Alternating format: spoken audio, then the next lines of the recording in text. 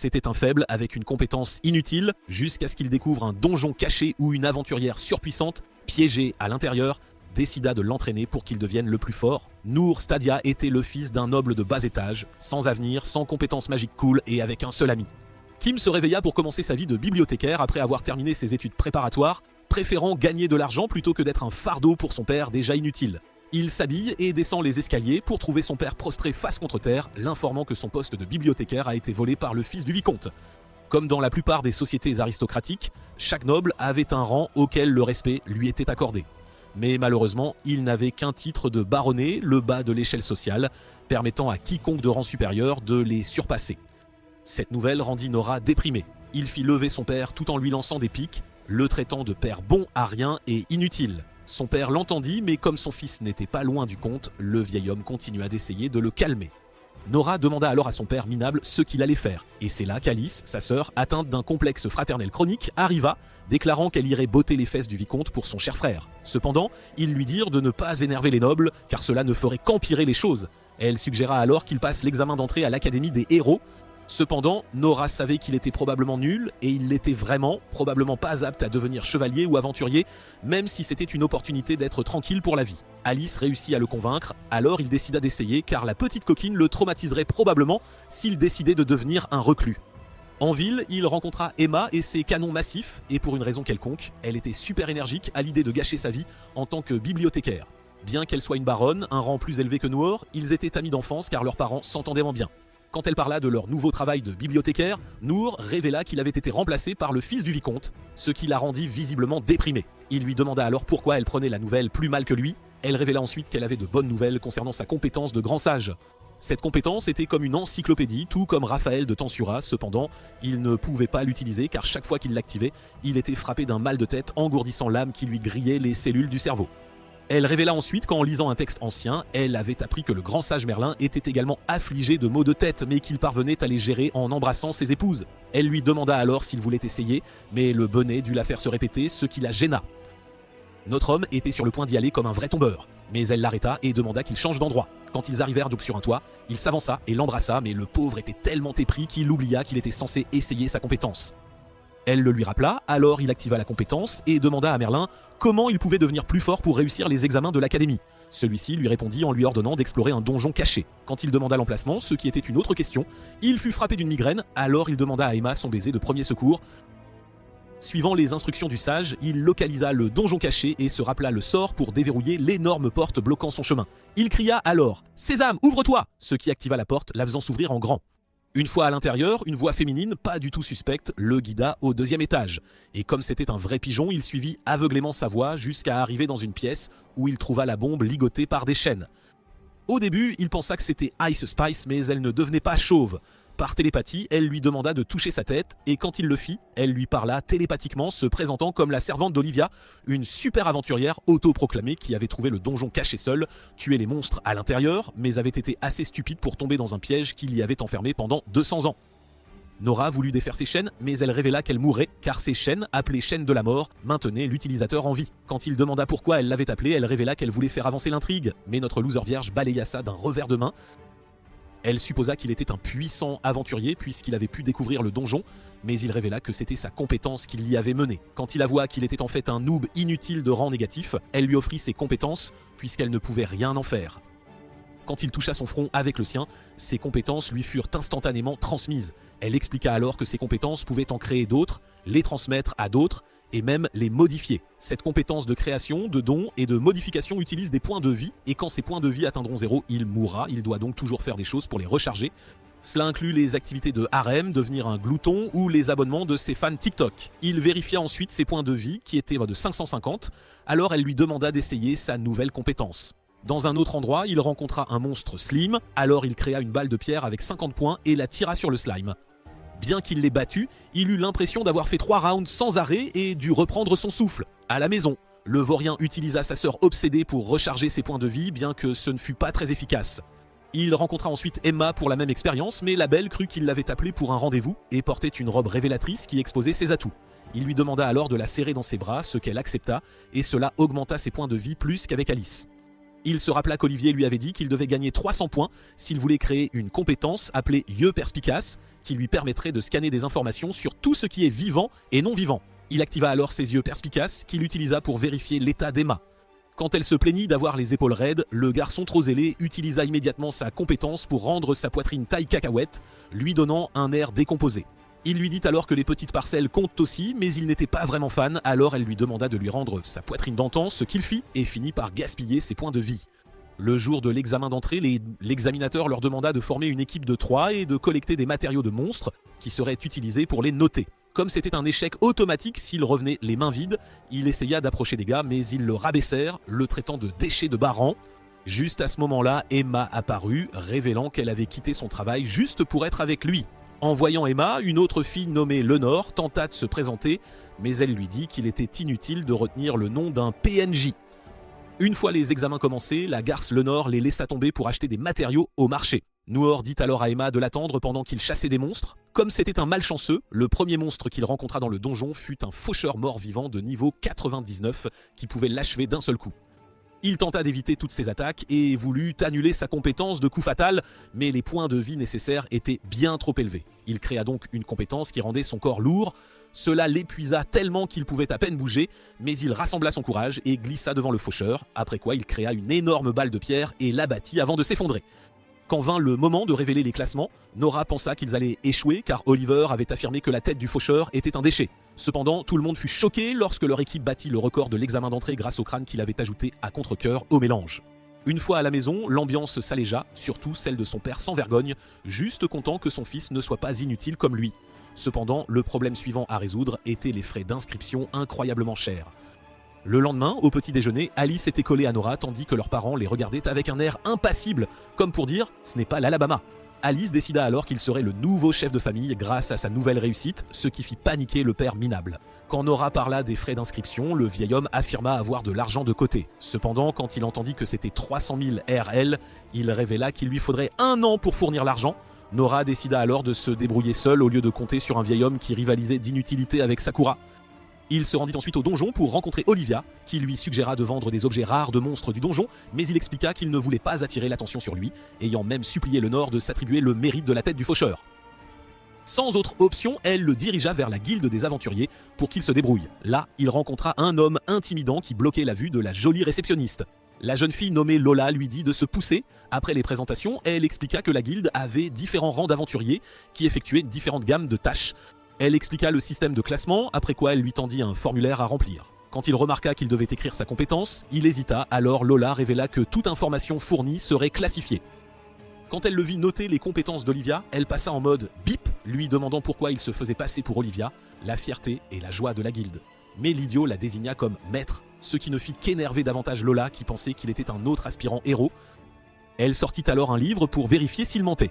Nora demanda ce qui se passerait si elle se trompait, alors elle promit de soulever sa jupe et de s'excuser d'une voix de chaton. Il posa ses mains sur le livre qui révéla toutes ses compétences, ce qui fit que le pervers exigea immédiatement qu'elle lève sa jupe, et cela finit par augmenter ses points de vie. Après s'être inscrit, il révéla qu'il était désespéré d'avoir de l'argent, alors elle lui suggéra de chasser des sauterelles arc-en-ciel. Bien qu'elle expliqua que c'était en fait une quête de rendez, elle passa ensuite en mode sévère, lui disant qu'elle lui préparerait une gâterie s'il revenait vivant. Une fois sur place, il pensa à Emma, son infirmière humaine, et décida de créer une compétence pour annuler l'effet secondaire de la migraine. Cependant, quand il réalisa que cela coûterait 300 points, le sale type hésita d'abord mais finit par créer cette compétence, après quoi il activa Grand Sage, ce qui lui permit de localiser facilement les sauterelles. Pendant qu'il les ramassait, une furie guerrière au galop, qui s'avéra être Emma, apparut et tenta de le frapper mais finit par s'écraser au sol. Elle lui demanda alors pourquoi il était devenu aventurier sans la consulter, ce qui le fit expliquer que cela pourrait être trop dangereux pour elle. Mais elle lui rappela leur promesse de toujours rester ensemble. Elle se porta ensuite volontaire pour continuer à soulager sa douleur. Cependant, il lui dit qu'il avait déjà réglé ça en créant une compétence, mais qu'elle pouvait toujours l'embrasser n'importe quand puisque ce n'était qu'une salutation. Il révéla aussi qu'il avait encore un léger mal de tête, ce qui la fit s'illuminer. De retour à la guilde, Lola lui présenta 250 000, la plus grosse somme d'argent qu'il ait jamais vue de sa vie. Elle le taquina aussi en pressant ses atouts contre lui, mais Emma et ses arguments ne laisseraient de pas une fille au mauvais goût vestimentaire la surpasser. Lola non plus ne lâcha rien et elles finirent par attirer l'attention. Alors Nora décida de les calmer en les inondant de compliments l'un après l'autre. Ils se dirigèrent bientôt vers le lieu de leur prochaine quête, où ils furent soudainement attaqués par des gobelins affreux du même niveau qu'Emma. Pendant qu'Emma sortait ses deux lames, Nora utilisa une balle de pierre pour faire éclater quelques têtes avant de le fendre en deux, mais l'autre gobelin fut alors vaincu par un énorme lapin licorne. Il utilisa rapidement ses yeux perspicaces pour observer son niveau, alors il supplia Emma de reculer, mais la fille intelligente ne voulait pas être une Sakura, alors elle engagea le lapin, esquivant ses coups à plusieurs reprises car elle était plus rapide. Elle utilisa ensuite ses sorts magiques pour le bombarder à plusieurs reprises, mais cela ne fit qu'énerver le vilain lapin. Il bondit et provoqua un tremblement de terre avec son corps, et quand il s'apprêtait à l'achever, Nora le propulsa au loin avec une balle de pierre. Ils se mirent à l'abri dans la forêt où Emma commença à bouder. Pour la réconforter, il suggéra que le monstre avait un noyau qu'elle ne pouvait pas atteindre. Quand ces mots ne la touchèrent pas, il décida d'améliorer sa compétence de dague à double maniement, mais cela coûtait trop de points de vie, alors il opta pour modifier la compétence, ce qui était beaucoup moins cher que l'amélioration. Il révéla alors qu'il pouvait la rendre forte, mais qu'elle devrait faire quelque chose en retour. Bien qu'elle ait promis de coopérer, quand il lui dit qu'il devrait lui mordiller les oreilles, elle devint volontiers une vraie chieuse. Ses cris finiront par attirer le lapin, alors il essaya de se dépêcher, mais il était déjà trop tard, car ils furent attaqués par derrière. Le vilain lapin bondit sur Nora, prêt à lui percer un trou, mais il créa une barrière de pierre à la dernière minute. Il améliora rapidement les statistiques d'Emma, et juste au moment où la pierre se brisa, super vite, Emma abattit le vilain lapin d'un seul coup. Ce soir-là, lorsqu'ils soumirent la corne du lapin pour réclamer leur récompense, Lola fut stupéfaite qu'ils aient réussi une telle quête seule. Étonnamment, Emma la remercia de l'avoir motivée à travailler dur, et les deux finirent tout par enterrer la hache de guerre. Nora sortit ensuite le cadavre du lapin et l'offrit à la guilde afin que toutes les personnes présentes puissent goûter à cette viande rare et juteuse. Après lui avoir donné sa récompense, tout le monde le félicita car il pouvait désormais s'inscrire à l'Académie de magie. Cependant, l'atmosphère remplie d'amour lui était si réconfortante qu'il promit de remercier Olivia d'avoir transformé sa vie minable de baronnet. En arrivant à l'académie après avoir payé les frais d'inscription, Emma fit soudainement s'incliner Nour lorsqu'une étudiante de haut rang passa. Bien que Nour ne se souvienne pas d'elle, Emma expliqua qu'il s'agissait de Maria Albert, la fille d'un duc. En entendant cela, il voulut utiliser ses yeux perspicaces pour observer son statut, mais il fut choqué d'apprendre qu'elle portait une malédiction qui la tuerait le jour de son 16e anniversaire. Le lendemain, Nora se réveilla avec le poids du monde sur lui, mais ce n'était qu'Alice et sa grosse tête qui essayèrent de l'étouffer pendant qu'il dormait. Comme d'habitude, elle était collée à lui, et il ne s'en souciait pas puisque ses points de vie augmenteraient. Juste à ce moment-là, le père minable ouvrit la porte et les trouva dans les positions les plus étranges. Il referma simplement la porte et hurla de frustration. En ville, il rencontra aussi une Emma surexcitée qui voulait participer à leur salutation matinale, alors ils allèrent dans la forêt voisine pour un boost de points de vie. Comme ils devaient porter un insigne en fonction de leur rang à l'école, ils se sentaient déplacés et en effet, le spécial de Nora fut traité comme de la camelote. Toutes sortes de nobles, attirés par les atouts d'Emma, l'approchèrent. Alors qu'ils se vantaient tous de leur rang, Nora restait assis, maudissant son père bon à rien. Un gars, Yoon, l'approcha, mais dès qu'il vit son insigne de baronnet, il disparut. Quand Maria fit son entrée, elle salua Nora de manière choquante, utilisant son nom complet, ce qui surprit honnêtement tout le monde. Puisque la rayonnante Maria l'avait reconnue, le binoclard à la cervelle de moineau décida de se présenter, mais personne ne l'écoutait. Pendant leur leçon d'introduction, l'instructrice frimeuse nommée Elna révéla qu'elle avait été mercenaire, comme si quelqu'un s'en souciait. Elle promit de les remettre en forme tout en se léchant les lèvres, comme une vilaine démoniaque. Pour leur première leçon, elle proposa une démonstration d'autodéfense et, comme Noir se distinguait en rayonnant la misère, elle décida d'en faire son punching ball. Elle lui demanda de tirer son épée et de l'attaquer, affirmant que c'était impossible. Il tira donc son épée et vérifia ses statistiques, qui étaient de 232. Cela le poussa à donner le meilleur de lui-même alors qu'il se lançait vers elle, mais elle le dépassa en un éclair grâce à une compétence appelée « pas en arrière ». Elle lui dit d'essayer la compétence et se lança immédiatement vers lui, mais il ne put même pas réagir et fut frappé à l'estomac. Cependant, elle le soigna immédiatement et promit une récompense s'il parvenait à reproduire son mouvement de défense. Comme prévu, le loser vierge ainsi que la foule d'excités hormonaux furent tous motivés. Il créa alors sa compétence avec créativité et réussit à exécuter le pas en arrière du premier coup. Malheureusement, sa récompense fut un massage des fesses qu'elle prétendait que beaucoup d'aventuriers désiraient, mais ce fut plutôt une torture pour Nour qui ne pouvait plus respirer tant elle pesait lourd, comme 4 taureaux. Une fois qu'elle se releva, Nour remarqua que ses points de vie avaient beaucoup augmenté. Quand vint le moment de former des pairs, Elma insista sur le fait qu'Emma et Nour ne pouvaient pas faire équipe puisqu'ils sortaient ensemble. Ils durent de corriger le malentendu et révélèrent qu'ils n'étaient que des amis d'enfance. Elle empêcha également Maria et sa servante Akaïn de faire équipe, alors le pervers numéro 1 de la classe l'approcha.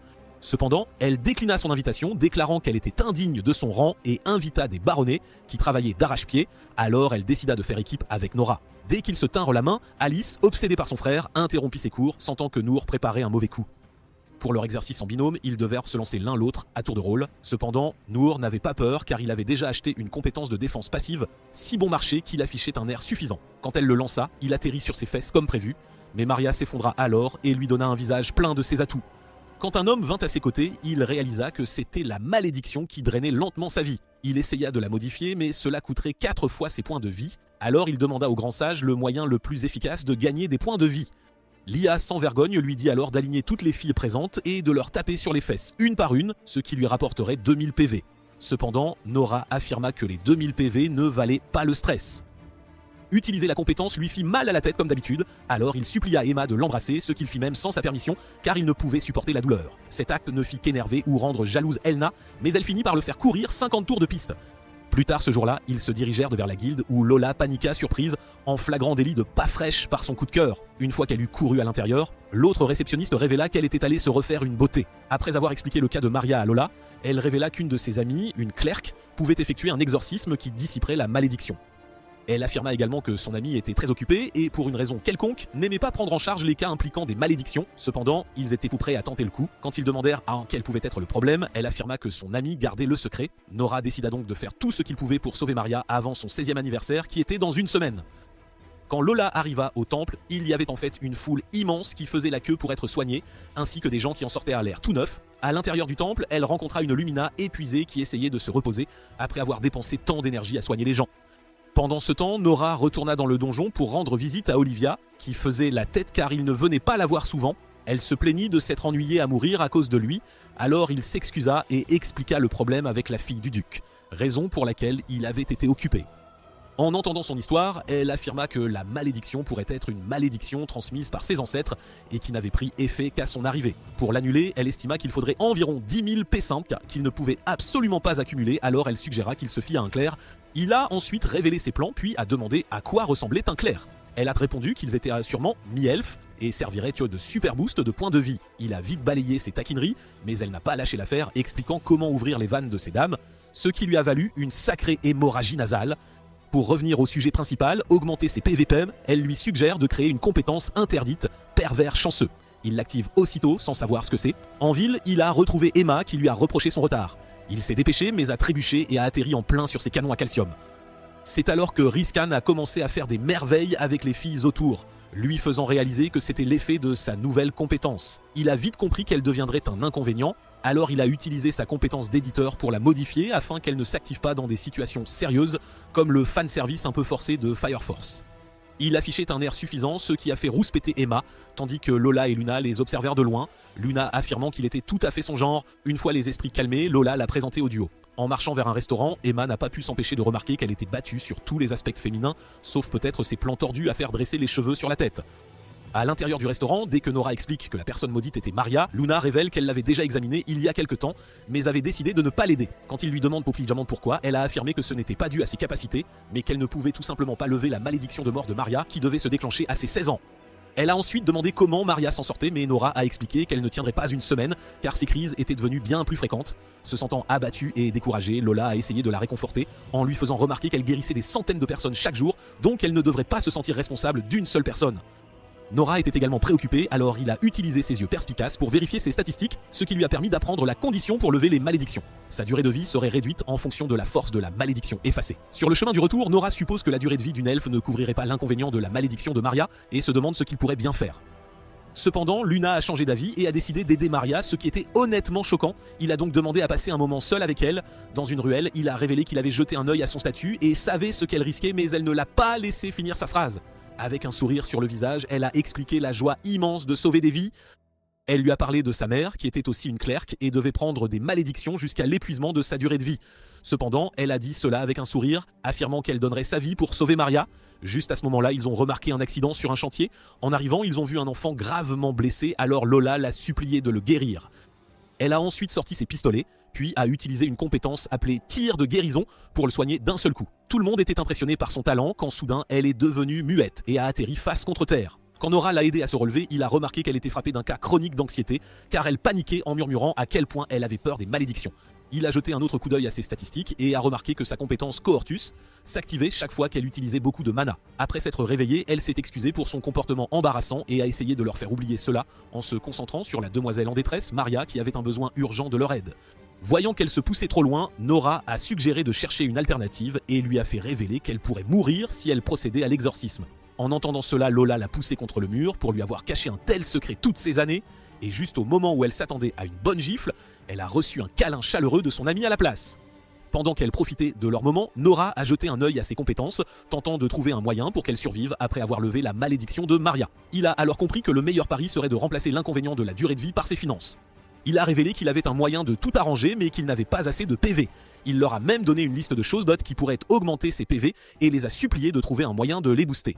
Bien qu'elle n'ait aucune idée de quoi faire, Lola s'est souvenue d'un événement où elle pouvait facilement gagner de l'argent et a expliqué que c'était un événement de fierté de harem. Cet événement se déroulait dans un colisée et l'ordre des activités impliquait des haineux de bas étage incapables de séduire une belle femme même au prix de leur vie. Ils s'amusaient donc à regarder d'autres gars et leurs petites amies. En gros, c'est un rassemblement de vieux schnocks aigris qui détestent les gens qui ont réussi en amour, alors ils ont formé une secte pour se sentir mieux. La simple pensée de ce qui allait se passer a fait fléchir les genoux de Nora, le faisant tomber. Pendant ce temps, Amen a vite découvert que la santé de Maria se détériorait encore car la malédiction était maintenant si forte que même elle pouvait sentir la mort approcher. De retour à l'événement harem, tout le monde était impatient de commencer. Lola a expliqué que c'était parce que le public était les juges, libres de lancer des insultes aux participants tout en raidant leur harem. Quand les premiers concurrents sont montés sur scène, la fille au nez de cochon s'est présentée avec ses affreux compagnons, mais la foule est restée silencieuse pendant quelques minutes avant de hurler des insultes, les qualifiant de harem de truie mal fagoté. Même le modérateur a dit à la fille que le baiser qu'elle avait lancé était comme polluer l'arène. En entendant à quel point la foule était dure, l'équipe de Nora a commencé à paniquer tandis que la foule continuait à harceler le parti détruit mal fagoté. Sur une échelle de 3000, elles ont été notées 61, ce qui a finalement enterré leur confiance en elle. Emma voulait rentrer chez elle, alors Lola lui a dit qu'elle pouvait puisque la foule n'aimerait de toute façon pas son front gigantesque. Elle a alors crié qu'elle n'allait pas rentrer chez elle. Sur scène, les autres équipes ont reçu leur lot d'insultes de la foule haineuse. Cependant, un groupe de belles femmes est finalement monté sur scène et Lola a révélé qu'elles étaient des aventurières de l'Amu, une guilde rivale. Vraiment, le groupe était si époustouflant que la foule haineuse est restée muette, alors elles ont reçu un total de 2700 points. Nora a remarqué la frustration de la foule et a imaginé ce qui se passerait si ces filles s'avéraient inutiles, mais il a ensuite balayé cette pensée. Cependant, quand son équipe a été appelée, une foule a activé sa vision aux rayons X, prête à attaquer. Emma est montée sur scène joyeusement et s'est présentée à la foule, tout en étant un peu timide. Il y a eu un bref moment de silence gênant avant que la foule ne supplie d'enfouir leur visage dans ses airbags. Et juste comme ça, sa base de fans a explosé. Luna est passée en deuxième et s'est présentée, suivie de Lola qui ne semblait pas nouvelle dans l'art de taquiner les gens. Tandis que le modérateur voyait le score de 2925, un nouveau record, Nora et les filles sautèrent de joie. Cependant, le modérateur a révélé que la compétition était loin d'être terminée en mettant son masque. Il a affirmé qu'il devait satisfaire absolument tout le monde dans la foule pour gagner la compétition. Il a expliqué que chaque membre du harem devrait jouer un scénario choisi par la foule avec son maître. Le premier scénario était comment prendre soin de leur maître frissonnant par une nuit froide. Pendant qu'elles voyaient les autres tâches, les filles ont tenu une réunion pour déterminer quoi faire. Comme prévu, le garçon obsédé par les chaussettes a joué son rôle parfaitement, alors les filles ont utilisé leurs atouts pour l'isoler. Alors que la foule regardait leur jeu de rôle, ils ont été émus aux larmes et ont crié si fort que le Colisée a éclaté en hurlements. Ils les ont déclarés vainqueurs, leur ont jeté leur prix en argent avant de les renvoyer avec une certaine frustration. Dès qu'ils sont partis, ils se sont dirigés vers le manoir du duc, où ils ont rencontré un homme en pleurs dehors. Nora a révélé qu'il avait jeté un œil aux statistiques de Maria et était arrivé avec un plan pour la guérir. Pendant que Maria gisait inconsciente, elle rêvait de son enfance déprimante, due au fait qu'un mauvais perdant que ses ancêtres avaient vaincu avait maudit leur lignée avec une malédiction de mort qui s'était activée à son époque. Puisqu'elle était destinée à mourir jeune, elle a décidé de vivre sa vie joyeusement en s'inscrivant à l'Académie des Héros. Quand Noor est entré dans la pièce, il s'est présenté au duc ainsi qu'à Luna, qu'ils ont reconnu et à qui ils ont demandé si elle avait changé d'avis. Elle a ensuite expliqué que la raison pour laquelle elle avait refusé leur demande auparavant était que la malédiction dévorerait sa durée de vie restante, mais grâce à Noor, la situation avait changé radicalement. Il a expliqué qu'il avait modifié sa compétence afin qu'elle affecte ses finances au lieu de sa durée de vie. En entendant cela, l'humeur de tout le monde s'est éclaircie et Amin a avoué que Maria avait le béguin pour lui depuis qu'il avait battu le record d'entrée à l'académie. Il a ensuite demandé comment elle savait qu'il avait vaincu le faucheur, puisqu'il ne s'en était pas attribué le mérite, mais Amin a juste dit que Maria était douée pour lire les émotions des gens. Maria s'est alors réveillée et a demandé pourquoi il se donnait tant de mal pour l'aider. Il lui a dit qu'elle était la seule noble à l'avoir acceptée, malgré son rang inférieur, alors il voulait la remercier. Luna Dodia a ensuite commencé le processus en canalisant du mana dans Maria, ce qui l'a fait briller intensément, provoquant une forte résistance de la malédiction maléfique. Bien qu'il ait essayé de résister, Luna a utilisé tout ce qu'elle avait pour forcer la malédiction à sortir et la dissiper avec succès. Après le spectacle de lumière, Luna respirait comme si elle avait tiré le traîneau du Père Noël personnellement, tandis que Nora utilisait ses yeux pour confirmer que la malédiction était partie pour de bon. Après qu'il l'ait confirmé, tout le monde a éclaté en sanglots et ils ont tous remercié Luna, qui à son tour les a remerciés de lui avoir donné une seconde chance de réaliser son objectif de vie. Maria a ensuite pris la main de Nora et a promis de lui rembourser sa dette pour le reste de sa vie, mais les filles savaient d'une manière ou d'une autre que cela signifiait un membre supplémentaire pour le harem. Pendant qu'elle boudait dehors, Luna a révélé qu'elle aussi était tombée amoureuse du petit roi, ce qui a énervé Emma, mais Miff l'innocent n'avait aucune idée qu'il était maintenant un séducteur discret. Plus tard ce jour-là, il a raconté tout ce qui s'était passé à Olivia en la remerciant. Elle a alors remarqué qu'il avait récolté une hormone féminine, alors il a avoué avoir embrassé Maria pour gagner des PV, mais elle a froncé les sourcils et a donc exigé un baiser aussi. Nora a pensé qu'elle en faisait trop, même si la police de Pino ne pouvait pas atteindre le donjon. Cependant, il a pensé qu'il pourrait avoir la chance de recréer la scène de Mai Mai de Jujutsu Kaisen, alors il s'est avancé seulement pour que le lâche sans couille l'embrasse sur le front. Le lendemain, ils ont reçu un coffre plein de pièces du duc en signe de gratitude pour avoir sauvé leur fille. Même après avoir partagé l'argent, chacun d'eux avait 100 millions de rels pour lui-même. Quand Luna révèle qu'elle va rénover sa clinique, Nora envisage d'acheter un accès premium à OnlyFans, mais Emma l'encourage à ouvrir une boutique où il pourra vendre des matériaux de monstres. Alors qu'elle expliquait l'importance d'investir, il était clair qu'elle planifiait déjà un mariage dans sa tête. Lola s'est immiscée, affirmant qu'elle savait faire des maths et l'aiderait à suivre ses finances, contrairement à elle dont le seul argument de vente était sa fabrique de lait. Comme prévu, Luna aussi voulait l'aider, alors le trio a commencé à se chamailler, ce qui a poussé Nora à inventer une excuse avant de s'enfuir. À la maison, Papa Pourri était stupéfait par la pile de pièces que Nora avait ramenées.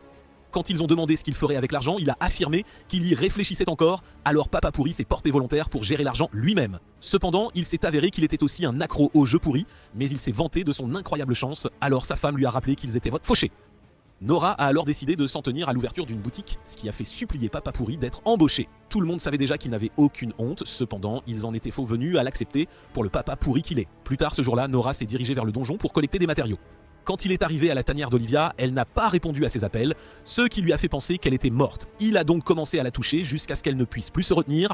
Elle s'est plainte qu'il ne venait pas la voir souvent et quand elle a demandé ce dont il avait besoin, il lui a dit qu'il aimerait explorer davantage les donjons, ce qui l'a fait suggérer d'utiliser la compétence créative pour créer une compétence d'ascenseur de donjon. Avec cette compétence, il pouvait apparaître instantanément à un étage où il était déjà allé, cependant il ne pouvait l'utiliser qu'une fois par heure. Ensuite, elle lui fait équiper une compétence aveuglante au cas où il voudrait échapper à un monstre puissant. L'idiot l'a réellement essayé sur lui-même et a failli s'aveugler, lui qui ne pouvait de toute façon pas voir la lumière verte brillante d'Emma. Une fois au 5e étage, il a remarqué 2 monstres déjà morts et s'est demandé s'ils s'étaient entretués. Juste à ce moment-là, un lion noir est apparu derrière lui. Il a utilisé ses yeux perspicaces pour l'évaluer mais n'a pu obtenir aucune information sur son statut. Alors que le lion approchait, il a rapidement activé la lumière aveuglante et a créé un portail pour tenter de s'échapper. Cependant, le lion lui a dit d'arrêter, promettant de ne pas lui faire de mal puisqu'il avait un joli visage. Cependant, Noor était confus, se demandant pourquoi Mufasa faisait pousser la tulipe sur sa tête. Après avoir reconnu sa force, le lion a proposé de l'emmener au 64e étage et en échange, il l'aiderait à chercher quelqu'un. Noor a fini par accepter le Uber gratuit, alors le lion a couru à vitesse maximale tout en battant facilement plusieurs monstres. Il s'est ensuite présenté comme Tigerson, ce qui était clairement absurde, alors il a expliqué que son ami crétin lui avait donné ce nom. Il a ensuite expliqué comment lui et son ami étaient arrivés au donjon et avaient facilement atteint le 5e étage, mais l'ami voulait tester la force de ses couilles en explorant le 6e étage seul. Il voulait dégager les pièges en utilisant ses compétences pour sécuriser le chemin pour Tigersen. Cependant, il a fini par attendre son ami pendant 350 ans, ce qui a choqué Noor, mais il s'est rappelé que tout vient à point à qui sait attendre. Tigerson a révélé que son ami, Vachel, était un elfe, il était donc possible qu'il soit encore en vie puisque le donjon est réputé pour garder les gens en vie. Gnor est vite arrivé au 6e étage seul mais ne voyait rien du tout car tout était noir comme l'enfer, alors il a créé une compétence de vision nocturne. Il a vite remarqué quelque chose s'approchant de lui et a réalisé que c'était un monstre flippant, ce qui l'a fait paniquer. Il a vérifié ses statistiques et a vu que c'était un zombie de niveau 110 et il y en avait tellement. De plus, il pouvait détacher leur partie du corps en 6 et le poursuivre, ce qui les rendait encore plus monstrueux. Nora a réussi à les semer en passant par une porte, et quand il a traversé la 2e porte, il a encore trouvé un zombie. Cependant, celui-ci était étrangement habillé, alors il a vérifié son statut et a réalisé que c'était Vachel. Il a essayé de lui parler, il n'y a eu aucune réponse, alors il a utilisé sa compétence d'éditeur pour supprimer sa forme de zombie. Cela a fait revenir Vachel à sa forme d'elfe, après quoi Nora a expliqué qu'il avait été piégé pendant plus de 300 ans pendant que Tigerson l'attendait. Cela l'a mis en larmes, alors qu'il se rappelait quel grand ami Tigerson était pour lui après qu'ils soient devenus amis par coïncidence. Il a affirmé qu'il n'était allé au 6e étage seul que parce qu'il voulait être utile à Tigerson, qui le protégeait toujours. Nora ne pouvait pas s'identifier car Emma avait été celle qui lui protégeait le cul, sa compétence étant plus inutile que le panneau d'avertissement sur un paquet de cigarettes. Après avoir rassemblé son courage, il est retourné avec Nora au 5e étage où il a retrouvé Tigerson, qui était juste heureux de le voir en vie. Il a ensuite dit au lion d'abandonner la conquête du donjon car il voulait vérifier si son amoureuse était toujours en vie chez lui. Apparemment, le gars ne savait pas que c'est les potes avant les meufs. Et pour aggraver les choses, il a révélé que les étrangers n'étaient pas autorisés dans son village, ce qui signifiait qu'il laissait tomber Tigerson après qu'il l'ait attendu pendant 350 ans. Ils ont décidé de se séparer. Cependant, Vachel était visiblement coupable d'avoir gaspillé tant de la vie de Tigerson, mais le lion ne s'en souciait pas car il était aussi un fan d'Arsenal qui attendait toujours qu'il gagne la Ligue des Champions.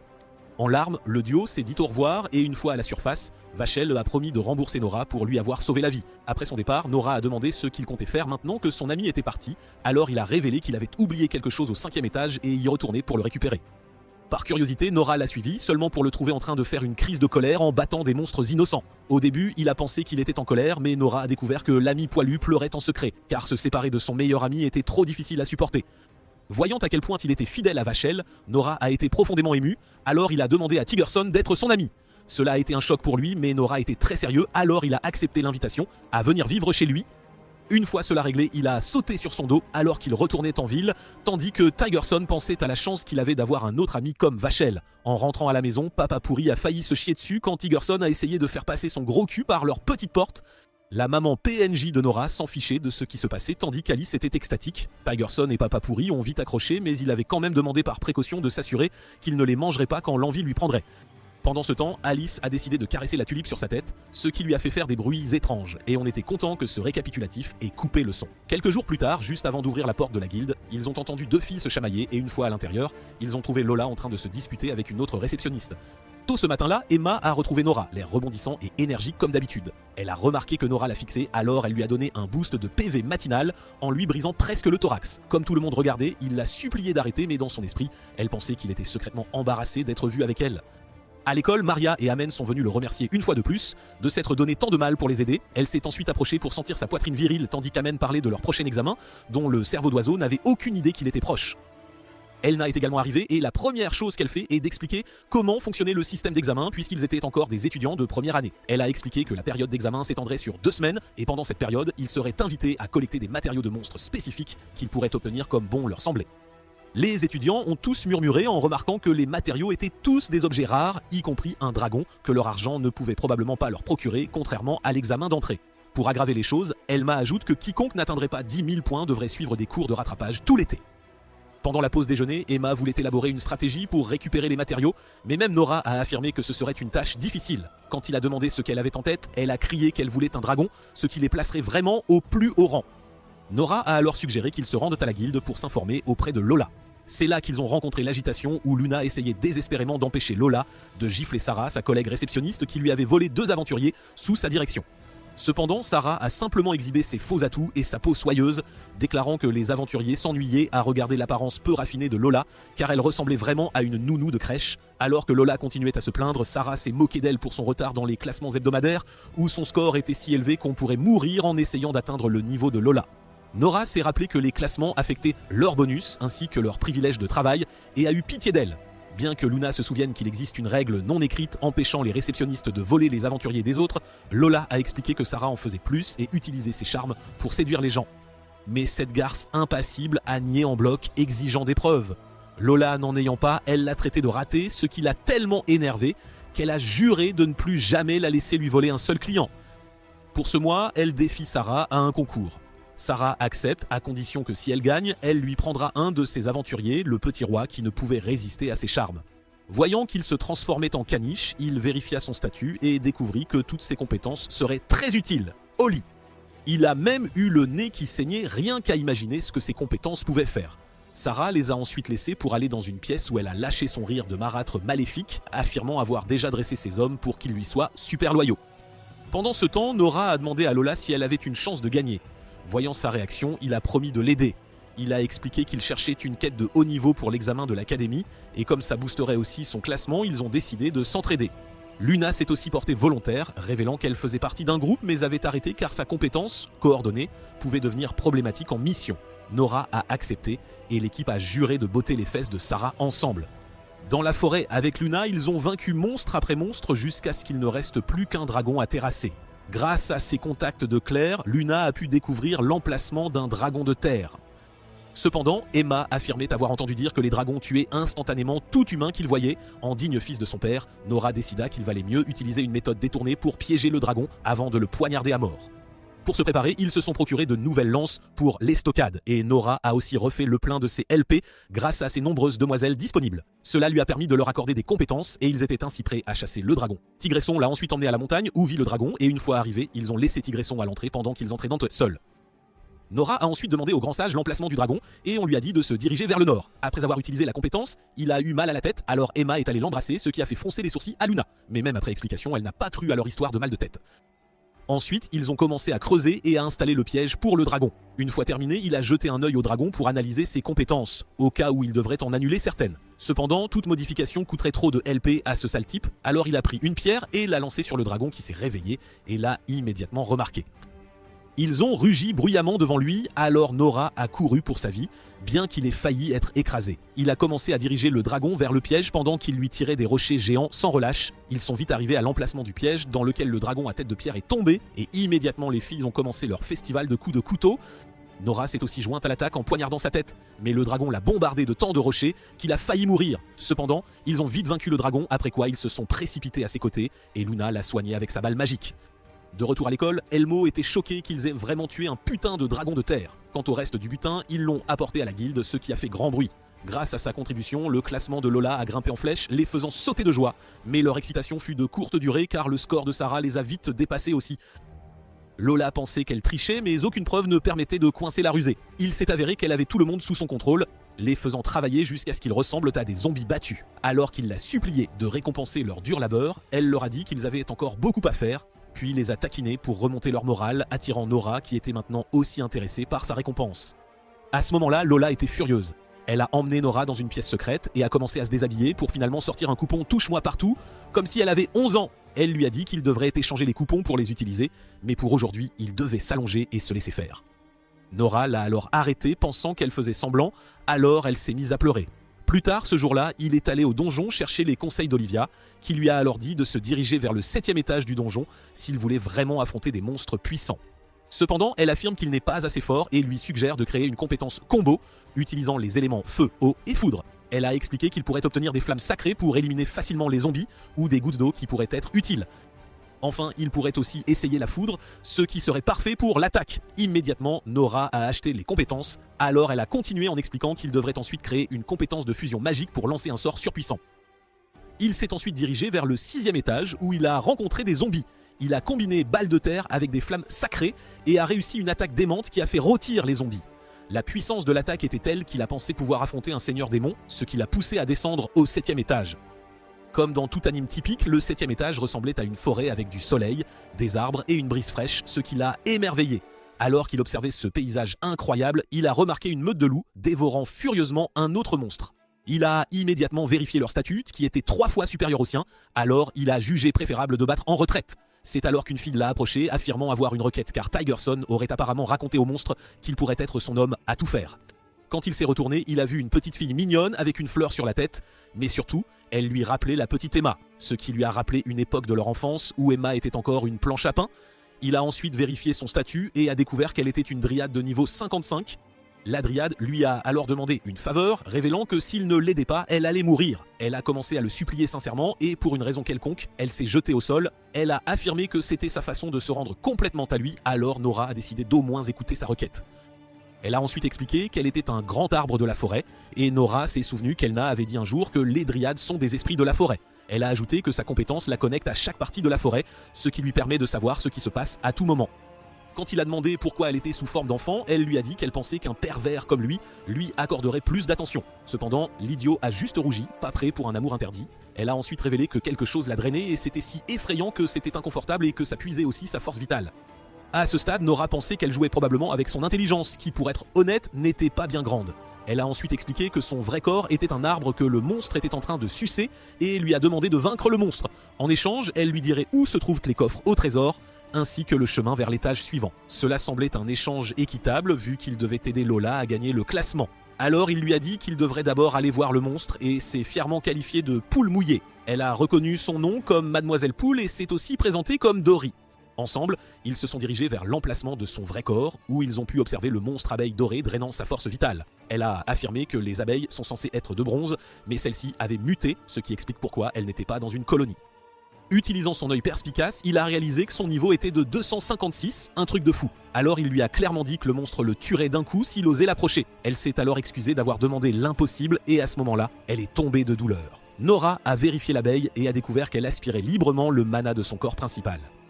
Bien qu'il sût qu'il n'y avait aucune chance de vaincre l'abeille dorée, il a jeté un autre regard sur les dégâts de son vrai corps, observant qu'elle s'effondrait déjà progressivement.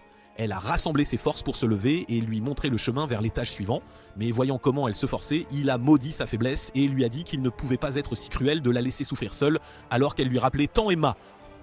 Il est ensuite retourné au repère d'Olivia pour chercher sa grande sagesse, et comme prévu, elle était ravie que son élève compte sur elle. Cependant, elle lui a conseillé d'ignorer les requêtes de Dory, car il n'était pas du tout aussi fort qu'un protagoniste surpuissant.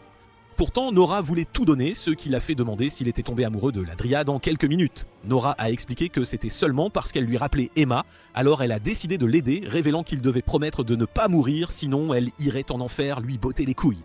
Il a ensuite demandé pourquoi elle n'irait pas au paradis, mais la dame a affirmé qu'elle avait été une mauvaise fille. De retour au 7e étage, ils ont localisé l'abeille dorée dans son nid, et immédiatement, Nora a créé une compétence appelée cible qui s'est verrouillée sur son ennemi. Ensuite, il s'est approché de la meute de loups et a dit à Dory de se cacher car le plan était dangereux. Elle lui a alors donné un boost de LP inattendu avant de s'enfuir pour se cacher. Nora a lancé une pierre sur un loup, les faisant tous charger sur lui alors qu'il s'enfuyait pensant qu'il ne pourrait pas le rattraper. Cependant, ils étaient plus rapides que prévu et l'ont vite rattrapé, le lacérant presque par derrière. Alors qu'il tombait, ils l'ont encerclé, prêt à lui botter les fesses, mais il a alors utilisé la compétence lumière aveuglante pour s'échapper. Alors qu'il s'enfuyait, il a rencontré l'abeille dorée en train de sucer Dory, alors qu'elle était censée être dans son nid. Dory était inconsciente au sol, alors, en colère, il a attaqué l'abeille avec son épée, mais elle a paré le coup. Il lui a tiré des éclairs, mais elle était trop rapide. Bientôt, les loups l'ont rattrapé, désireux de l'écorcher vif. Alors il a utilisé la compétence cible pour que les loups d'argent détestent l'abeille dorée. Cela a poussé la meute à attaquer l'abeille dorée d'un coup, et la bataille est vite devenue sanglante, les loups subissant plus de dégâts. Cependant, l'abeille a fini par se débarrasser des loups, trop curieux, et s'est préparée à combattre Nora, qui a alors utilisé une fusion d'eau et d'électricité, l'a lancée sur l'abeille et l'a Pikachu-isée. Peu après, Dory s'est réveillée et l'a remercié de lui avoir sauvé la vie, même si elle n'avait pas pu aider. Elle lui a montré l'emplacement du coffre et l'a même aidé à récupérer les objets à l'intérieur. Grâce à ses yeux perspicaces, il a appris que l'orbe améliorait les mages comme Emma avec des attributs de vent, tandis que la pince dorée était un objet de grade triple très rare. Cela l'a excité, alors il l'a remercié d'avoir tenu sa part du marché. Elle lui a aussi montré l'entrée du 8e étage qu'il savait qu'il n'aurait pas pu trouver en 6 mois. De retour en ville, il a donné l'objet rare à Lola pour l'aider à gagner les classements.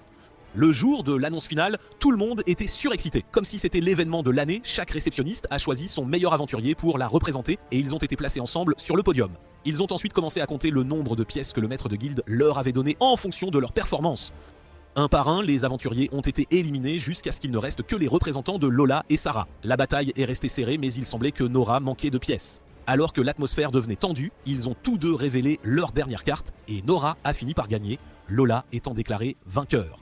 Comme prévu, Sarah les a accusés de tricherie, mais Lola lui a rappelé qu'elle n'avait aucune preuve et lui a dit de cesser de voler les aventuriers de ses collègues. Alors qu'elle se vautrait dans l'échec, Nora, qui était toujours à ses pieds, l'a réconfortée et elle en a profité pour lui glisser un mot avec son adresse dans la main. Lola l'a remarqué et l'a poursuivi avec une massue à pointe. Le lendemain, il a donné l'orbe de vent à Emma et la reine des flingues l'a avalé immédiatement. Son corps s'est mis à briller intensément et Nora a observé qu'elle avait acquis 2 nouvelles compétences, dont l'une la rendait aussi rapide que Flash. Elle a testé la première compétence, courir comme le vent, puis l'attaque fente du vent, très puissante aussi. Bien qu'elle le remerciât pour le cadeau, elle baissa les yeux, ce qui lui fit demander si sa poitrine lui faisait encore mal au dos. Mais elle a dit non et lui a demandé de l'accompagner à une fête. Nora s'est souvenue que c'était censé être une fête pour les nobles, mais elle a expliqué qu'elle serait obligée de danser et voulait qu'il fasse les honneurs. Au début, il a hésité pour une raison quelconque, mais quand elle lui a dit qu'elle devrait chercher un autre gars, il a accepté à contre-cœur de l'accompagner. Son attitude peu enthousiaste ne fit que l'énerver, car elle affirmait qu'il ne lui prêtait pas assez attention et ne remarquerait probablement pas si elle tombait amoureuse d'un autre ou se faisait kidnapper. À la maison, il a trouvé sa famille criant fort et le père minable déverser sa colère sur un mouchoir innocent. Quand il a demandé ce qui s'était passé, ils ont révélé qu'ils n'avaient pas trouvé de boutique pour lui, car personne ne voulait vendre ou louer un espace à un noble de bas étage. Cela a rappelé à Nora que, malgré le fait qu'il soit devenu plus fort, il était toujours le fils d'un baronnet de rien du tout, même pas considéré comme noble. Pour remonter le moral de son père, il lui a dit de prendre les choses calmement, car il n'avait jamais cru qu'il pourrait trouver un emplacement de toute façon. Ensuite, il a demandé à son père minable s'il avait des vêtements pour une fête, révélant qu'il allait accompagner Emma à une soirée ce soir-là. Alors le père PNJ a apporté un costume affreux qui semblait avoir été vomi par un tigre, mais il a affirmé que c'était le meilleur qu'il avait. Voyant l'état de leur trésor familial, probablement la seule chose qu'il hériterait, il a décidé d'en acheter un nouveau. À la fête, il avait l'air élégant et même les parents d'Emma l'ont remarqué et l'ont remercié de veiller sur elle. Quand il a demandé où elle était, ils lui ont dit d'attendre un peu car elle s'habillait encore. Le père a ensuite chuchoté à Nora, lui demandant s'il savait de quoi il s'agissait, et d'après sa réponse, il a su que Nora n'avait aucune idée de ce qui se tramait. C'est alors qu'Emma est arrivée magnifique et comme prévu, la première chose qu'elle a faite fut de lui faire remarquer ses canons de luxe de 106 cm. Peu après, l'hôte que nous appellerons Jack Sparrow a révélé que quelques nuits auparavant, le voleur fantôme lui avait envoyé une lettre. À la mention du nom, l'ambiance a changé et Nora a remarqué qu'Emma était secouée. Jack leur a dit de se rassurer, révélant que bien que le voleur en ait après son précieux bijou appelé l'arme de sirène, il n'avait aucune chance de le voler car il avait engagé les meilleurs aventuriers de la guilde longue pour le protéger. Un seul regard sur les aventuriers et on pouvait dire qu'ils avaient l'air puissants. Mais le curieux Nora a quand même posé ses yeux sur l'aventurière qui n'avait que 16 ans, mais un niveau de 148. Avec l'assurance que le bijou était en sécurité, tout le monde a continué joyeusement, sauf Emma qui était toujours terrifiée. Quand il a demandé si le voleur l'avait menacée, elle a vite changé de sujet et a affiché un faux sourire. Plus tard, ils ont regardé leur groupe d'âge danser tour à tour sur scène. Un gars stylé appelé Mike est venu saluer Emma, ce qui a rendu Nora un peu jaloux. Il a ensuite continué à lui demander de le courtiser à nouveau, mais elle l'a repoussé.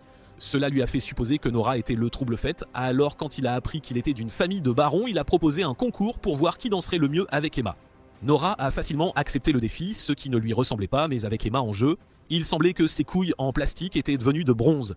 Mike est monté sur scène avec Emma en premier et a reçu une énorme ovation de la foule, sa performance correspondant aux attentes de la noblesse. Quand ce fut le tour de Nora, il a créé une compétence de danse avant de monter sur scène. Nora était nerveux à cause de tous les regards perçants, alors Emma lui a donné un coup de coude pour le calmer. Dès qu'ils ont commencé à danser, ça a coulé si bien que tout le monde a été impressionné par leur performance, provoquant un tonnerre d'applaudissements qui a fait de lui le vainqueur évident. Alors qu'il s'apprêtait à l'embrasser, la lumière s'est éteinte, signalant l'arrivée de la voleuse fantôme, obsédée par l'attention car elle n'était pas aimée chez elle. Elle a proclamé être venue pour les larmes de sirène ainsi que pour Emma. Cela a choqué Nora qui s'est souvenue de ces étranges questions plus tôt dans la journée. Immédiatement, l'aventurière l'a poursuivie sur le lustre, mais elle l'a dépassée en un éclair et est descendue pour voler Emma juste sous le nez de Nora. Elle a ensuite utilisé un sort de sommeil sur Emma et a repoussé le faible avant de s'échapper.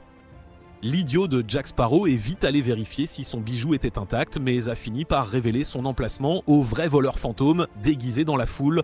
Ayant réussi à prendre ce dont ils avaient besoin, ils ont traversé la fenêtre comme Batman pour s'échapper. Les aventuriers ont décidé de se séparer en deux groupes pour poursuivre les intrus, alors Nora a supplié de les accompagner. Cependant, elle lui a dit qu'il n'était pas assez fort pour se battre avec eux car il était faible. Mais quand il a protesté, elle s'est présentée comme Layla et lui a demandé de ne pas la ralentir. Ils ont vite rattrapé la fantôme féminine, alors Nora a rapidement vérifié son statut pour savoir quelle compétence posait le plus grand problème. Il a ensuite averti Layla de faire attention à sa compétence d'invocation, et le secret étant éventé, la vieille sorcière a invoqué un oiseau de feu de niveau 50. Pour commencer l'attaque, elle leur a tiré dessus, tandis que l'oiseau se concentrait sur Nora. Alors qu'il attaquait avec un souffle de flammes infernales, Layla a utilisé un coup de poing démoniaque pour dévier les flammes. À ce moment-là, la moche clown rouge avait équipé son couteau et s'est déplacée pour attaquer Nora, pendant que Layla poursuivait l'oiseau. Cependant, il pouvait esquiver ses attaques en plein air, ce qui était une vraie plaie. Nora voulait modifier sa compétence d'invocation, mais comme il avait gaspillé ses LP à jouer à Michael Jackson plus tôt, il n'en avait plus à revendre. Il a alors essayé son faible éclair qu'elle a facilement esquivé. Bien qu'elle ait admise être faible à la foudre, elle connaissait la portée de Nora, alors elle a reculé. Pendant ce temps, Layla se faisait fumer par l'oiseau agaçant, alors pour l'aider, il a créé une compétence de gravité qui a alourdi l'oiseau. Il a ensuite tiré un sort d'eau que la Ranger rouge a dévié, mais il contenait un mélange de foudre, ce qui lui a grillé les fesses. Immédiatement, Layla a frappé l'oiseau de feu et l'a vaincu, ce qui a fait abandonner la clown rouge. Nora est vite allée vérifier Emma, mais a vite réalisé qu'elle était toujours sous l'influence de la magie du sommeil. Nora et Layla ont ensuite pris le temps de louer les compétences de l'autre, et bien qu'ils sachent qu'ils venaient tous de guildes rivales, ils ont décidé d'être amis quand même. Peu après, le chef de Layla est arrivé, affirmant avoir déjà attrapé le fantôme masculin et voulant les soutenir. Nora a remarqué quelque chose d'étrange chez ce cerveau musclé, alors pendant qu'il les applaudissait pour avoir vaincu la clown rouge, Nora a utilisé ses yeux perspicaces seulement pour découvrir qu'il était bloqué. C'est alors qu'il a reçu un coup de poing surprise de ce gars, après quoi il a utilisé la manipulation de la gravité pour les supprimer facilement tous les deux. Il a ensuite pris la belle au bois dormant pour lui, et quand Layla a exigé une explication, Nora a fait tomber sa boucle d'oreille, ce qui l'a fait se retransformer en voleur fantôme masculin. Il a affirmé qu'il prévoyait de faire d'Emma sa femme car il était si puissant qu'il pouvait prendre tout ce qu'il voulait. Le voyant devenir entreprenant avec elle, Nora surmonte l'attraction gravitationnelle et se lève. Le fantôme a augmenté la puissance de l'attraction, mais il a surmonté l'effet écrasant sur son corps, et pendant qu'il était distrait, Emma s'est réveillée et l'a envoyé voler d'un coup de poing pendant que Nora terminait le combo en l'assommant. De retour au manoir, Jack Sparrow remercia Nora d'avoir sauvé la mise, promettant de le rembourser un jour. Les parents d'Emma le remercièrent aussi d'avoir sauvé leur fille, ravis d'être enfin bien traités par Nora. En remerciement, Jack Sparrow leur obtint un emplacement à prix réduit pour ces objets de monstres rares, ce qui ravit la pauvre famille.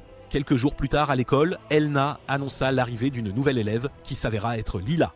Layla se présenta comme une aventurière, charmant aussitôt les garçons, rendant les affreux Gruvels verts de jalousie. C'est alors que Noir réalisa que c'était la même Layla qu'il avait côtoyée quelques jours plus tôt. Voyant qu'ils se connaissaient, Elma lui dit de s'asseoir près de Nour, ce qu'elle fit aux grandes dames des autres élèves de haut rang. Ensuite, Elna annonça l'heure des leçons spéciales, ce qui rendit la novice Layla curieuse. Elle demanda alors à des garçons en quoi consistait l'entraînement spécial. Ils hurlèrent que c'était un camp d'entraînement, soit des vacances de classe aux sources chaudes. En chemin, Elna les avertit d'être vigilants car des monstres pouvaient aoula surgir. Emma, elle, était super excitée, y voyant l'occasion de sublimer sa routine beauté. Voyant son enthousiasme, Nora pensa que sa participation au camp serait une mauvaise idée, car elle en ferait sûrement trop. Pendant ce temps, les garçons attendaient aussi le bain mixte, leur seule chance d'admirer enfin quelques paysages. Les filles décidèrent de se cacher, mais Emma, la tête en l'air, dit que ça ne la dérangeait pas d'être vue. Elles se tournèrent vers Nora, espérant qu'il empêcherait tout voyeur. Voyant leur regard, le pervers refoulé n'eut d'autre choix que de la fermer.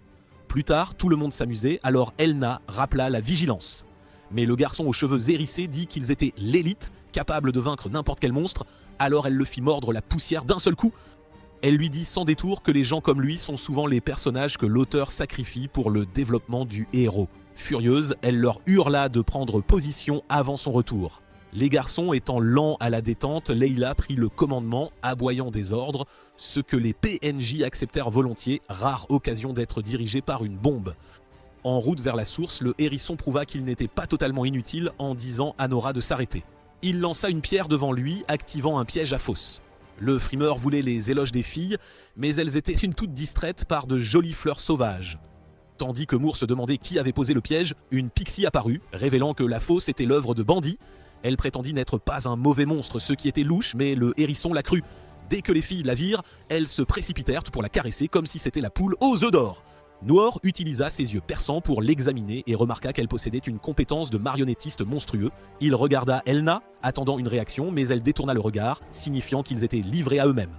La pixie leur dit connaître un raccourci vers la source, alors tous la suivirent comme des moutons. Bientôt, ils traversèrent une grotte plongée dans le noir absolu, ce qui inquiéta Nora, mais Spiky, confiant en sa détection de pièges, prit la tête. Nora dégaina aussi son épée, juste au cas où, mais la pixie se plaignit que ça lui faisait peur et lui demanda de la ranger. Arrivée au centre de la grotte, pleine de trous, Nora était sûre que des monstres s'y cachaient. Il confronta la pixie, révélant qu'il connaissait sa compétence de marionnettiste. Elle avoua alors et ordonna aux hommes lézards cachés d'attaquer. Aussitôt, des hommes lézards armés bloquèrent leur chemin. Avant que Noor ne puisse demander à ses coéquipiers de rester en formation, tous se jetèrent tête baissée dans la bataille, voulant prouver leur valeur. Nora remarqua vite que les filles étaient en danger, mais ses craintes étaient infondées, car Layla et les filles de son harem tenaient bon face aux monstres. Rapidement, tous les hommes lézards furent vaincus et la pixie tenta de s'enfuir, mais Nora utilisa sa compétence de gravité pour l'arrêter. Une fois de l'autre côté, Elna voulut leur dire « Je vous l'avais bien dit !» Mais ils aperçurent la source chaude au loin, sautèrent de joie et ignorèrent totalement ses paroles. Plus tard, ils arrivèrent à leur gîte, accueillis par une vieille bique sur le point de passer l'arme à gauche. La vieille annonça que la source était prête pour les dames, mais elles se méfièrent des garçons. Alors le hérisson, au nom de ses sales potes, promit de ne pas les épier.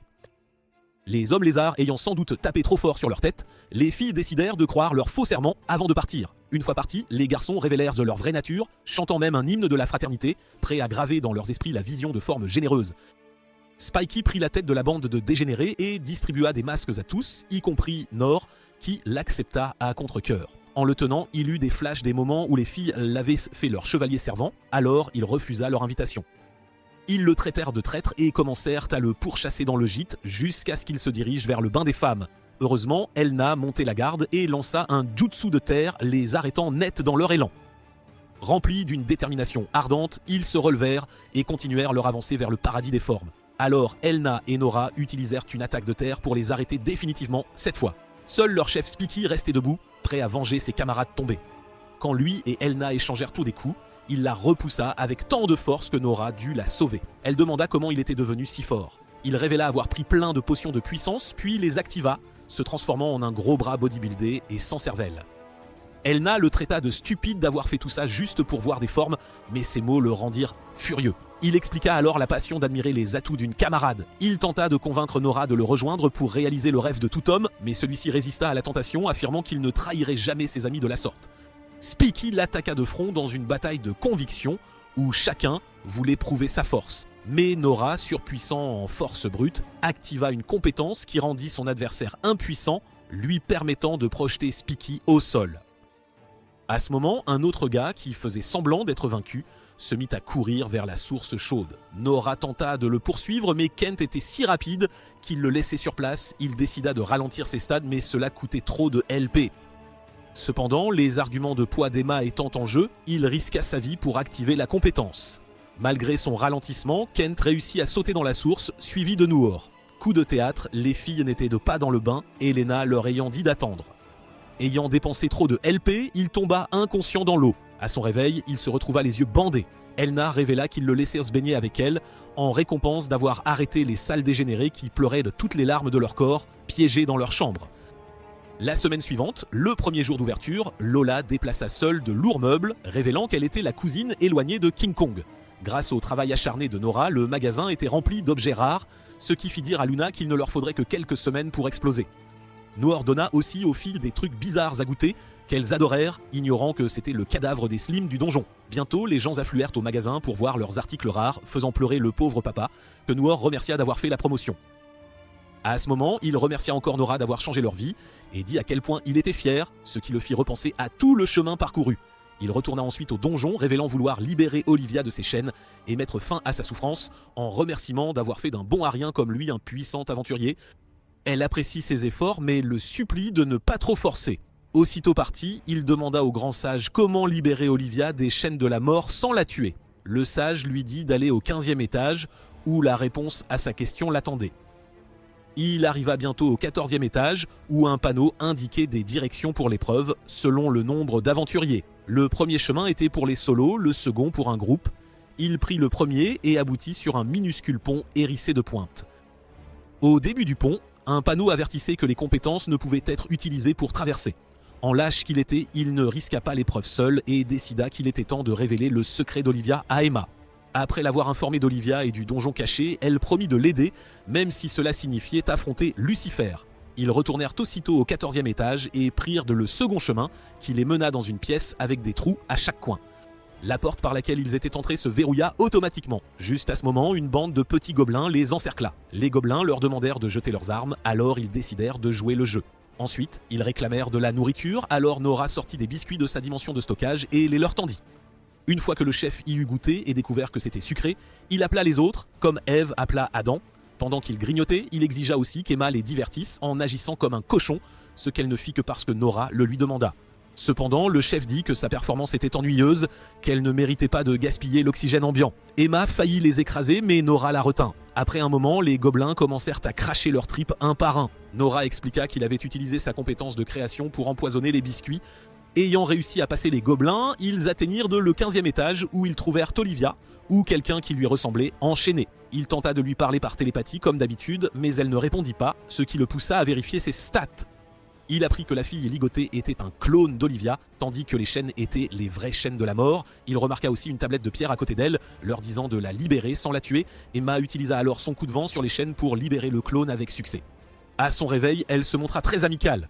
Mais Nora l'accusa d'être les chaînes de la mort, alors elle cessa de faire semblant. Nora attaqua avec une balle de pierre, mais elle la repoussa d'un coup de pied comme si c'était un ballon. Elle utilisa ensuite une puissante attaque de flamme en forme de dragon, capable de cibler sa victime. Emma tenta d'attaquer avec ses 2 dagues, mais elle fut elle aussi repoussée violemment.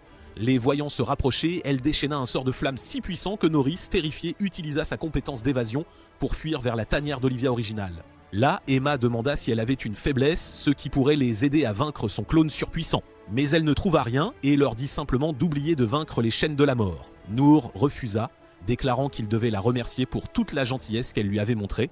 Le lendemain, Noor se rendit à la bibliothèque pour enquêter sur l'histoire d'Olivia, espérant découvrir ses faiblesses. En lisant, il apprit qu'un clerc doté d'une compétence de sacrifice avait pu donner du fil à retordre à Olivia. Dehors, il évalua la compétence de sacrifice qui coûtait 10 000 LP et découvrit qu'elle permettait aux aventuriers d'améliorer leurs compétences inutiles pour un boost de puissance instantané en combat. Alors, il activa la compétence. Cette nuit-là, il tomba sur la fausse Olivia en ville. Elle révéla que son travail était d'éliminer tout intrus à son étage. Mais elle s'ennuyait et préférait le malmener. Elle demanda ensuite comment il comptait sauver sa maîtresse et pour aggraver les choses, elle l'informa qu'Olivia cachait la douleur atroce qu'elle endurait quotidiennement dans le donjon. Cela ne fit que le rendre plus déterminé à la libérer, le poussant à activer la compétence de sacrifice, obtenant un boost instantané. Il tenta d'abord un sort de foudre qu'elle esquiva, suivi d'une attaque frontale à l'épée, mais elle ne faisait que semblant d'être inquiète, lui lacérant facilement la poitrine. Bien que ce fût une légère coupure, son corps s'engourdit, lui faisant réaliser qu'elle avait ajouté une attaque de foudre à son cou. Pendant ce temps, Olivia pouvait sentir sa conscience vacillante étant liée à son clone. Cela lui rappela pourquoi elle s'était vraiment intéressée à Noor. 200 ans plus tôt, un bon arien qui lui ressemblait trait pour trait la supplia soudain d'être son élève alors qu'elle s'amusait dans un bar. Elle le fit taire comme une mouche agaçante, mais il s'écrasa face contre terre. Elle refusa, ne sachant pas comment enseigner. Cependant, le garçon persévéra, la suivant partout pendant des jours, des semaines, des mois, pour prouver sa détermination. Après avoir perturbé sa routine quotidienne un temps, elle demanda pourquoi il était si obsédé. Il lui dit avoir promis à son ami décédé de devenir le plus grand aventurier de tous les temps. Elle lui dit alors que s'il parvenait à la griffer, elle l'accepterait comme élève. Il dégaina son épée et la frappa par derrière, mais elle se tint sur le tranchant avec ses pieds nus. Elle lui dit qu'il était plus faible qu'un PNJ et lui conseilla d'abandonner ses rêves et de mourir. Cependant, le harceleur continua de la suivre. Finalement, elle commença à le tolérer peu à peu, et juste au moment où elle commençait à apprécier, le barman l'informa que le gars était décédé. Il s'avéra qu'il avait tenté de protéger une fille d'un monstre et avait fini grillé. Le voyant gisant sans vie, elle se reprocha sa mort, car si elle l'avait bien entraîné, les choses auraient été différentes. De retour à la bataille, juste au moment où Nora allait mordre la poussière, Emma utilisa son pas éclair pour éloigner le clone de lui. Les autres filles du harem arrivèrent aussi, et Luna utilisa son pistolet de soin pour le guérir. Tandis qu'elle se tenait devant lui, le clone se moqua de la bande adorable, leur rappelant qu'elle n'était pas dans une comédie musicale Disney. Aussitôt, elles l'encerclèrent avec une attaque combo bien coordonnée, mais elle attaqua Emma par derrière et lui envoya un coup de jus aux fesses. Emma, la gorille, commença alors à lui lancer des bidons, la repoussant un temps, jusqu'à ce qu'elle contre-attaque avec un puissant lancer. Nora supprima ensuite les attributs de foudre de son épée, alors Layla la frappa avec tant de force qu'elle se brisa. Elle enchaîna avec un coup de poing plus sinueux qu'un plan d'un soir de Drake, après quoi elle déchaîna son dragon de flamme, qui la transforma en frite. À ce moment, toutes les filles commencèrent à s'effondrer, le clone ayant utilisé une compétence pour leur donner la fièvre. Elle déchaîna à nouveau ses flammes, prête à l'achever. Il esquiva juste à temps, bien que cela lui ait coûté toutes ses forces. Il réalisa vite qu'elle rendait ses mouvements lents avec une compétence, et même quand il attaqua avec une balle de pierre, celle-ci se retourna pour l'attaquer. À ce stade, il reconnut qu'elle utilisait mieux les compétences d'Olivia que lui.